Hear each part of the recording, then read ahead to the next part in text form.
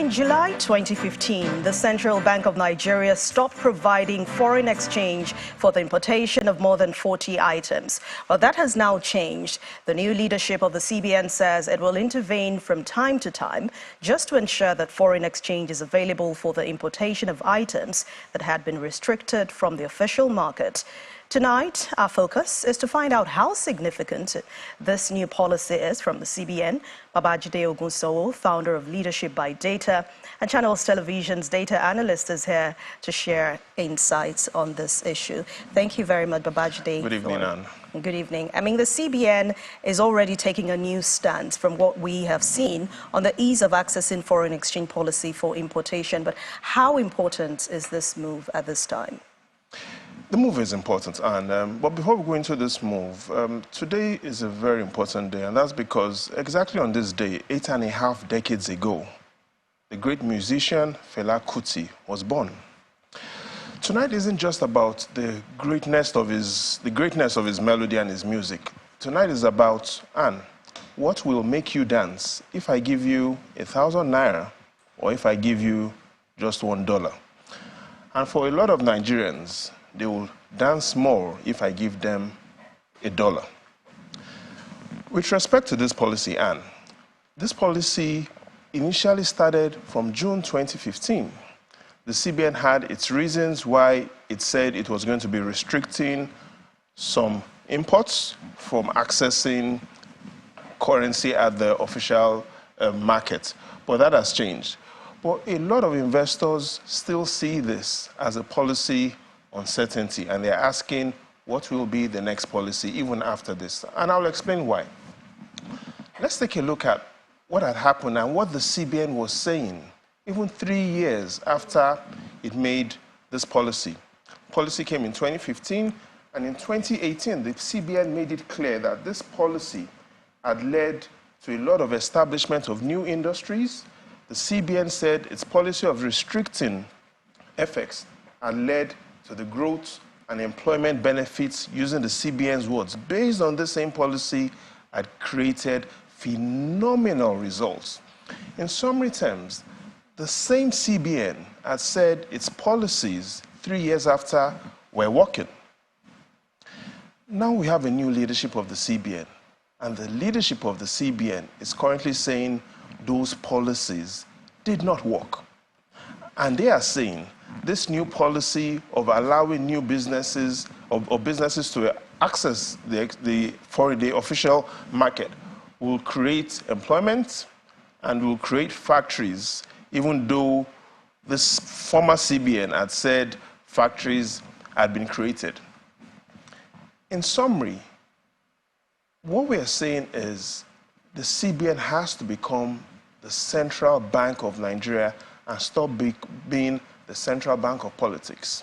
Because what we've seen is a policy was introduced in 2015, 3 years after, 4 years after, the central bank said the policy was creating impact.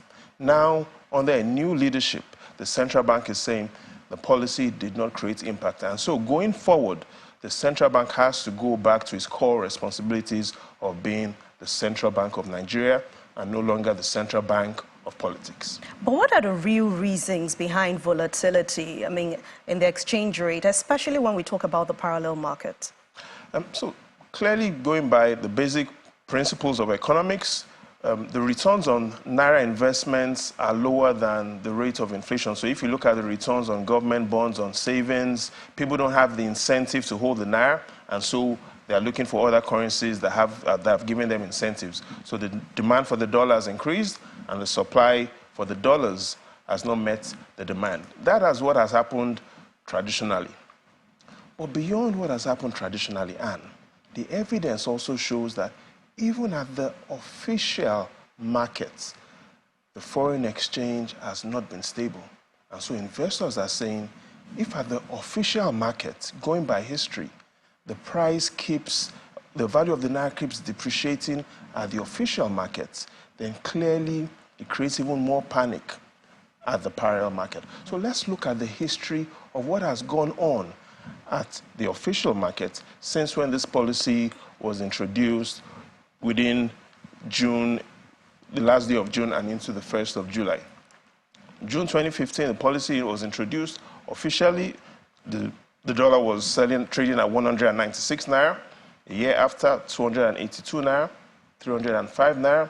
By 2021, at the official market, over 400 naira, goes to 414 naira in last year, and now 770 naira. So the concern is, if the naira-dollar exchange rates cannot get stable at the official window, then clearly it creates even more uncertainties at the parallel markets. Another area of concern, Babajide, will be that is Nigeria's dollar reserves enough to meet the rising demand for dollar?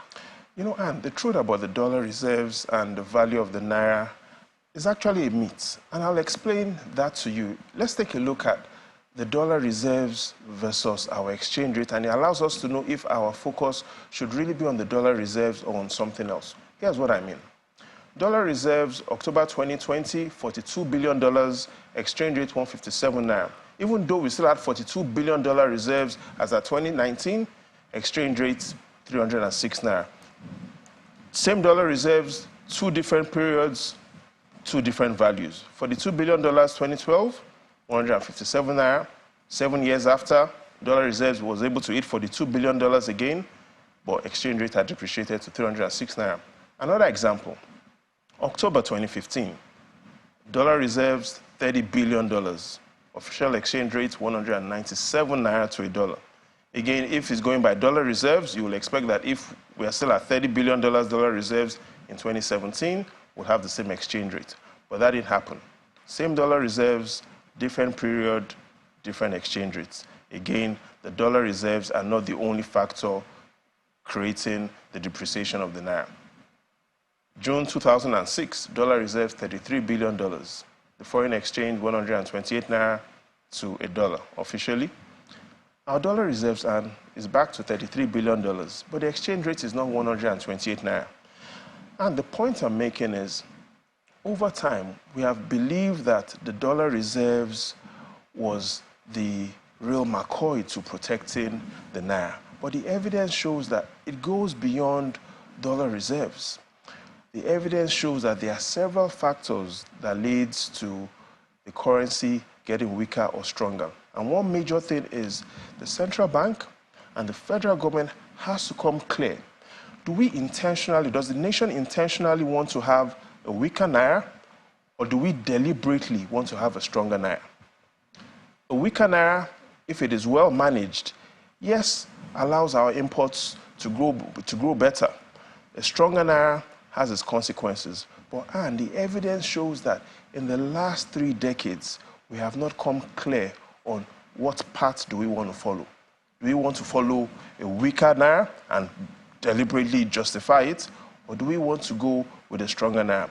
At the moment, what has been happening is that we seem to be sitting on the fence.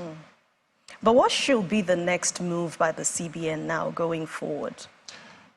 The CBN, first of all, has to understand that, yes, we have a new governor of the central bank who seems to have a path to being able to stabilize things, but that isn't sufficient. The CBN needs to know that the stability or otherwise of the naira is not solely dependent on what the CBN does.